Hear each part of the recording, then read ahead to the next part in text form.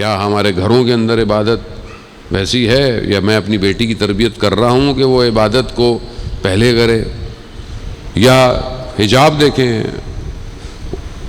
کہ جب ایک نابینا گھر کے اندر آتا ہے تو بی بی فرماتی ہیں کہ میں چادر پر پہن لوں، تو رسول خدا فرماتے ہیں کہ وہ تو نابینا ہے بیٹا۔ کہا بابا وہ نہیں دیکھ سکتا تو کیا ہوا، میں تو دیکھ سکتی ہوں۔ خوب کیا یہ محرم نامحرم کا فرق آج ہمارے معاشرے میں، ہمارے گھروں میں پایا جاتا ہے؟ کیا ہم اپنی بچی جب 9 سال کی بالغ ہو جاتی ہے اس کو یہ سکھاتے ہیں کہ تمہارے لیے محرم کون ہے؟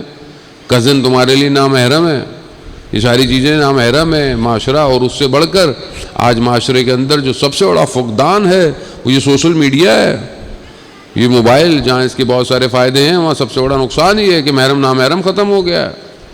آپ جو دل چاہے دیکھیں، جس سے چاہے رابطہ کریں، حرام حلال ہو گیا ہے۔ انسان کو پتہ ہی نہیں ہے کہ گناہ کر رہا ہے کہ کیا کر رہا ہے۔ انسان اپنے ظاہر کو دکھانے کے لیے، نمود و نمائش کے لیے، خوب زینت خاتون کی اس کے محرم کے لیے ہے۔ ایک خاتون کی زینت اس کے صرف شوہر کے لیے، باقی کسی کے لیے نہیں ہے۔ حتیٰ جوتوں کے چلنے کی آواز سے لے کر، خوشبو سے لے کر، اگر کوئی اور شخص کھنچتا ہے تو اس نے گناہ اور معصیت کی ہے۔ خوب کیا یہ معاشرے کے اندر ہم اپنی تربیت کر رہے ہیں اپنے گھر والوں کی، اپنی چیزوں کی، یا نہیں؟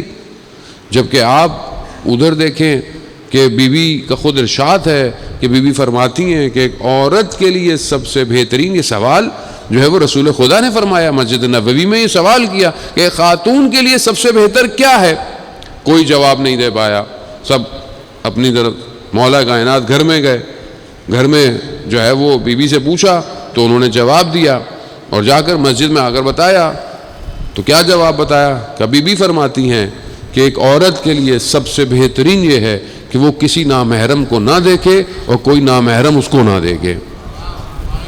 رسول خدا نے کہا کہ اتنا بہترین، کہا کس نے دیا؟ کہا آپ کی بیٹی نے دیا ہے۔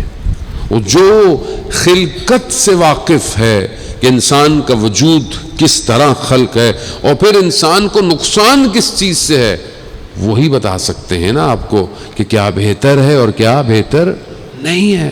مگر کیا آج ہم اپنے معاشرے میں ان چیزوں کو پورا کرنے کی کوشش کر رہے ہیں کہ نہیں کر رہے؟ پریکٹیکل ہے یہ، پریکٹیکل ہماری محفلیں، ہمارے گھروں کے پروگرام، ہماری چیزیں کیسی ہیں؟ بازار میں کیسے ہیں؟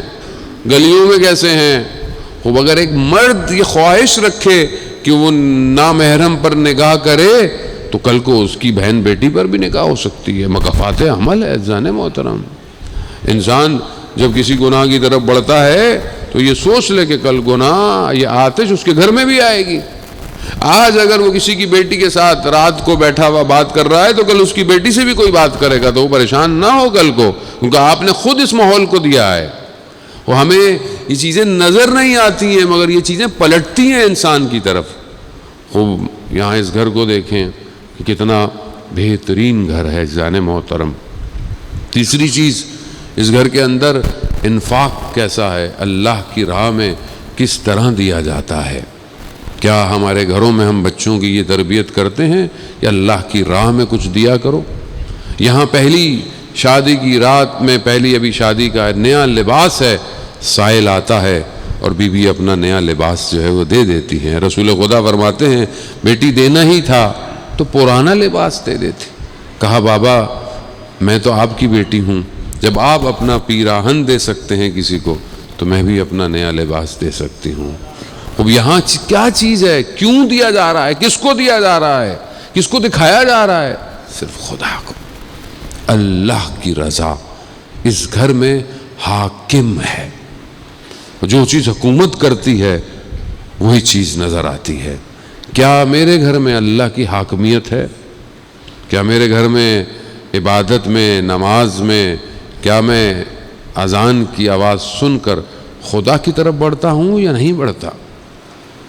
اور اس گھر کے اندر آپ ساری چیزوں کو دیکھیں اور سب نے پورا گھر ایسا ہے۔ انفاق کہ جب سائل آتا ہے، جب بڑا گھر کا دیتا ہے روٹی تو سارے گھر والے روٹیاں جو ہے وہ اپنی سائل کو دے دیتے ہیں، یہاں تک کہ قرآن کی آیات نازل ہو جاتی ہیں عزیزان محترم۔ یہ ساری چیزیں پریکٹیکل ہیں۔